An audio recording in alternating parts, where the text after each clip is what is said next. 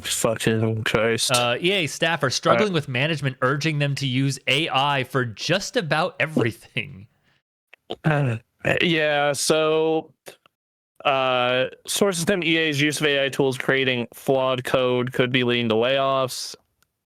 They spent the last year encouraging its 15,000 employees to use AI for a wide range of tasks, from making code and concept art to advising managers how to speak to staff about subjects like pay or promotions. Other creative teams note that because they're expected to train AI software by feeding it their own work, the demand for character artists and level designers could fall dramatically.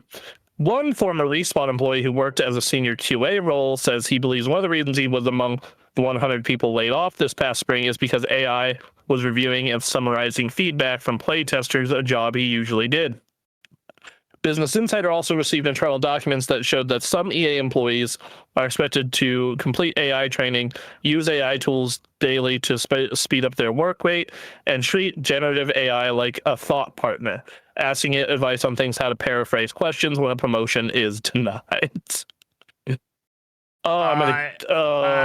This is gonna go so well. This is going well already. It's gonna continue to go well. I don't see any problems here.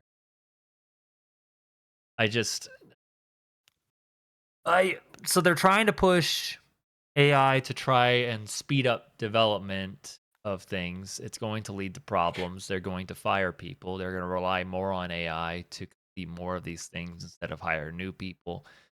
And it's all going to crash. They keep going this way.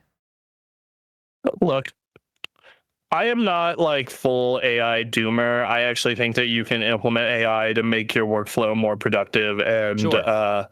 And better. Yeah. I used it at my last job. Right. Like I used it for marketing. I used it to create marketing content. I used it to speed certain things along. We did certain automation processes with it. Like, hey, it was great. There are ways, but there are ways to do it. This shit is not the way. The use of artificial intelligence might be social and ethical issues that, if not managed properly, may result in legal and reputational harm that may negatively impact our brand and financial operating results, EA said. Then why are you...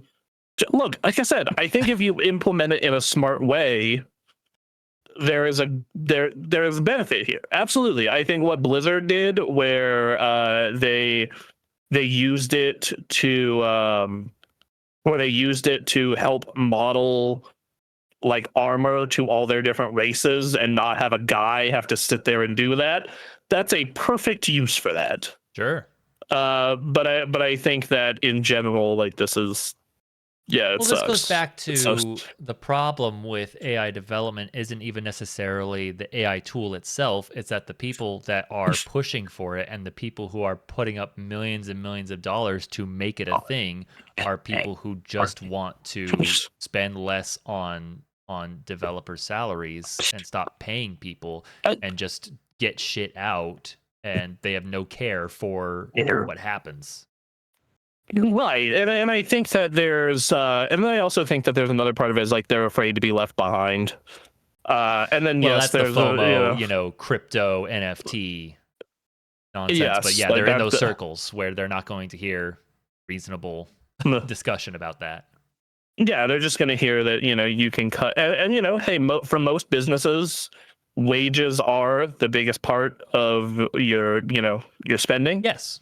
And on the other side of that, though, it's like, I realize why you want to lower your wages, dude. I get it. Or lower what you spend on wages, but one, AI in itself is expensive. This is another cloud thing where one thing that's joked about in the software world is like, organizations will say, we want to move everything to the cloud, and then their IT people will say, that's going to be really expensive and a bad idea. And like, no, it'll save money. We don't have to have servers and whatnot. And then the trial period or the initial period runs out, and their cloud bill is like $1 bajillion. And they go to ask the IT people why, and they're like, well, we told you. But that's the thing. The people that are telling them it's a bad idea, they want to cut those people from work so they don't have to pay them. No, it's exactly like it's just very. It's like you hire these people for a reason, and it's like that to tell you that they are trying to save you money and time and misery, and the same can be applied to a lot of this game design shit. Like a lot of this EA stuff, where it's just like, I'm telling you right now, as someone who had to use AI a lot on my last job, it was it's flawed. It has flawed outputs a lot of the time, and you need to proofread everything it sends you. Now, granted, it can cut your time down a lot. Yes. Certain research workflows, it cut my shit in half. It was awesome. Like getting information about certain things, cut my time in half. I imagine you still have to check, what was given to you for when you pulled up the research. Yes, absolutely. Every time, every single time. Like, but even that, it's still an haven't. Improvement.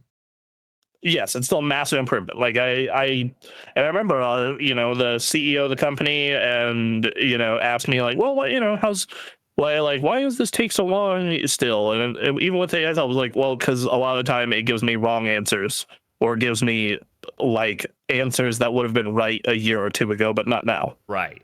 Exactly. Yeah. There's a way to go about this, but I feel like, a lot of these people who drive the push for AI integration on this insane level are people who are not well tied into the actual processes of this business.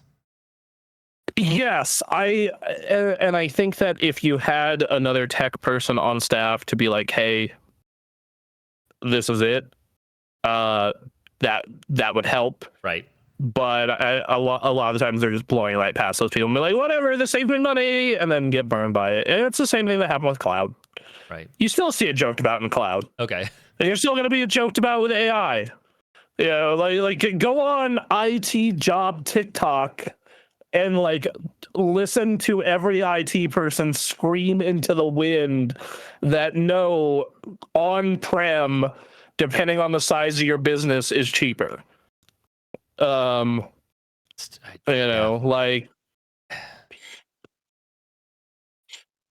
it's just a bummer because this is EA, so there's a bunch of games that people care about in here that could be negatively affected by this in the future. Yes, absolutely, yes. And there are games such as maybe games that I play where like their future is already hanging in the balance with this new purchase, and really doesn't need other people messing with it for no reason. One of my EA games is entirely safe. Battlefield's not going to be affected by this really. Like, it's fine. But stuff like Split Fiction, oh yeah. The stuff that like, because they're going to, I would think, which again, it may not be how they function, but I would think the people who are working on the stuff that is bringing you lots of money, you're not going to mess with. Whereas these smaller projects where you're not sure if you're going to get the return that you want, or that you're projecting for it, you're watching them like a hawk and eliminating whatever costs you can during, regardless of whether it works for the game or not. Yeah. And who knows? Maybe they still come for the big companies because they just don't know or don't care. We shall see. It's fun. EA is going through a fun 2025 EA. This is a fun story. We'll get to keep watching.